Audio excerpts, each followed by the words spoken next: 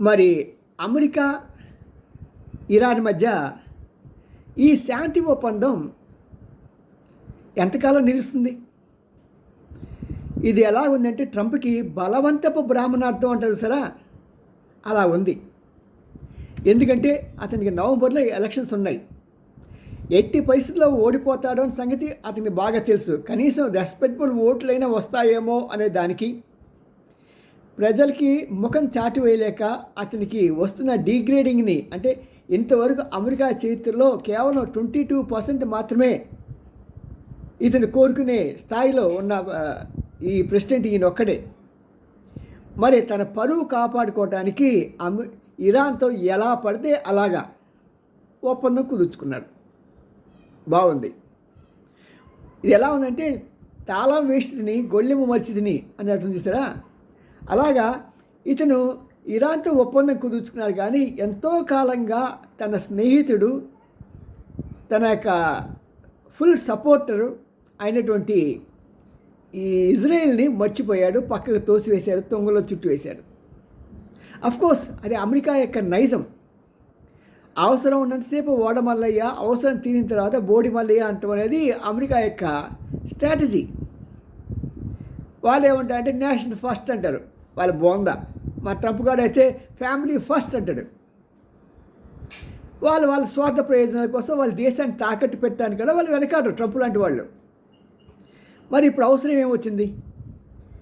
ఇజ్రాయెల్కి చాలా కోపంగా ఉంది. తనకి చెప్పకుండా, తన్ని మధ్యలో ఒక పార్టీగా ఉంచకుండా వాళ్ళిద్దరే ఒప్పందం కుదుర్చుకోవటం ఏంటి? నేను కనుక ఆ రోజున దాడి చేసి ఆ 42 మందిని చంపకుండా ఉండుంటే అమెరికా వారి జీవితంలో చంపగలిగే వాళ్ళ అనేది ఇజ్రాయెల్ యొక్క ప్రశ్న. అంతేకాకుండా ఇరాన్ దగ్గర ఎంతకాలం అయితే ఈ యొక్క యురేనియం నిల్వలు ఉంటాయో అంతకాలం కూడా ఇరాన్కి థ్రెట్టే ఆ దేశం నుంచి. ఆ సంగతి అమెరికాకి తెలిసినా సరే, పోవయ్య పొల్లయ్య, నీది నాకేంటి, ముందు నాకు కావాలి, నా కుటుంబం కావాలి, నా దేశం కావాలి అని ఇతను అతన్ని కరివేపాకులాగా తోసి పడేసాడు, పక్క తీశాడు. ఇజ్రాయెల్ ప్రజలంతా కొత్తలాడిపోతున్నారు. ప్రత్యేకంగా మన ఈ వాళ్ళ ప్రధానమంత్రి, అతను ఉప ప్రధానమంత్రి, వీళ్ళంతా కూడా బెంజమిన్ నెతన్యాహుతో పాటు ఇతర మంత్రివర్గ సభ్యులంతా కూడా చాలా కొత్తలాడిపోతున్నారు. ఇట్లా జరిగింది ఏంటి, ఇట్లా జరిగిందని. ఇంకోటి, ఈ యొక్క అమెరికా గ్రహించిన విషయం ఏంటంటే అమెరికా యొక్క ఆర్థిక వ్యవస్థ మొత్తం కూడా జ్యూస్ చేతిలో ఉంది. మనం పూర్వం చూస్తున్నప్పుడు ఒక నాటకం ఉండేది, బాలనాగమని. దాంట్లో మాంత్రికుడు ఉండేవాడు. వాడి ప్రాణం ఎక్కడ ఉందిరా అంటే 7 సముద్రాల అవతల ఒక మర్రి చెట్టు ఉంది. ఆ మర్రి చెట్టు చిటారు కొమ్మన ఒక చిలక ఉంది. ఆ చిలకలో నా ప్రాణం ఉంది అని చెప్తాడు. అలాగే ఈ అమెరికాకి ప్రాణం అంతా కూడా ఇజ్రాయెలే. ఇజ్రాయెల్ వాళ్ళ యొక్క బ్యాంకింగ్ వ్యవస్థ, అమెరికాలో ఉన్న బ్యాంకింగ్ వ్యవస్థ మొత్తం కూడా నడిపించేది యూదులే. అంతేకాకుండా ప్రపంచంలో కొత్త ఏ వస్తువు కనుక్కున్నా సరే అది కనుగొనబడేది యూదుల ద్వారానే, అంటే ఇజ్రాయెల్ ద్వారానే. ఇంకో రకంగా చెప్పాలంటే వాళ్ళు దేవుని చేత ప్రత్యేకంగా ఏర్పాటు చేయబడ్డ బిడ్డలు అని నమ్ముతుంది ప్రపంచం. బైబిల్లో రాసింది కాబట్టి అమెరికా కూడా నమ్ముతుంది. అమెరికా నమ్ముతుంది కాబట్టి అమెరికాని నమ్మే వాళ్ళంతా కూడా నమ్ముతారు. మన దేశంలో అలాంటి వారికి కొదవే లేదు. మరి అలాంటిది అతనితో గొడవ పెట్టుకుని ఏం సాధిస్తాడు ఏమో. తర్వాత బుజ్జగించవచ్చు, అరే బాబు నాకు ఇక్కడ అవసరం ఉంది, 3 నెలలు ముచ్చటిది, నువ్వేం కంగారు పడక, తర్వాత ఇద్దరం కలిసి కొడదాం వాడిని అని బెంజమిన్ నెతన్యాహు కాలు పట్టుకుంటాడు. అవసరం వచ్చినప్పుడు వసుదేవుడు అంతటి వాడు కూడా గాడిద కాళ్ళు పట్టుకున్నట్టుగా నేను గాడిద కాళ్ళుగా ఇరాన్ యొక్క కాళ్ళు పట్టుకున్నాను రా అని బుజ్జగిస్తాడేమో. ఏదేమైనా సరే వాస్తవం ఏంటంటే అమెరికా యొక్క ఆధిపత్యాన్ని ఇరాన్ సవాల్ చేయటమే కాకుండా ఇరాను అమెరికాని దాని పరువుని తీసి గంగలో పడేసింది. Now it is no more a super power. ప్రపంచంలో ఏకఛత్రాధిపత్యం వహిస్తున్న మరి పెద్ద బిగ్ పోలీస్ మ్యాన్గా ఉన్నటువంటి అమెరికా ఈ రోజున వాళ్ళు పోలీస్ మ్యాన్ కాదు కదా, కనీసం కానిస్టేబుల్ అంతవరకు ఎందుకు, ఇంకా చిన్న పోస్ట్ ఏది ఉంటే అది కూడా కాదు. వాళ్ళు ఎవరు కేర్ చేయట్లా ఎవరు, కానీ ఏదో రకంగా తన యొక్క ఆధిపత్యాన్ని నిలుపుకోవాలని ప్రయత్నం చేస్తూ కనీసం హోమ్ గార్డ్ కానీ సరే ఉందాము అనే ప్రయత్నం చేస్తున్న ఈ ట్రంప్కి ఆ మాత్రం కూడా విలువ దక్కేటట్టు కనబట్టలా. ఎందుకంటే అమెరికాలో ప్రజలంతా కూడా ట్రంప్ యొక్క నిర్ణయాన్ని వాళ్ళు గౌరవించట్లేదు, ఈయన చేసే మాయాజాలాన్ని వాళ్ళు నమ్మట్లేదు.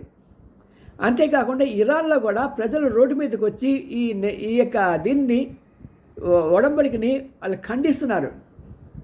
మనం గెలుస్తున్న సమయంలో మీరు ఎందుకు ఇలాగా అతనితో ఈ రాజీ చేసుకున్నారని చెప్పి ప్రజలు చాలా కోపంతో ఆవేశంతో రోడ్ల మీదకి వస్తున్నారు.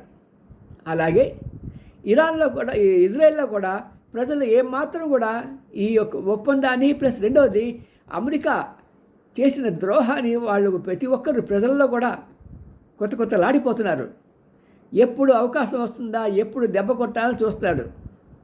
బహుశా నా ఉద్దేశ ప్రకారం ఏంటంటే వీళ్ళు సంతకం చేసే లోపలే ఇజ్రాయెల్ మాత్రం ఏదో భారీ చర్య మాత్రం తప్పకుండా చేస్తుంది. ఎందుకంటే వాళ్ళది ఊరుకునే మనస్తత్వం కాదు, వాళ్ళ దెబ్బ కొట్టే మనస్తత్వమే.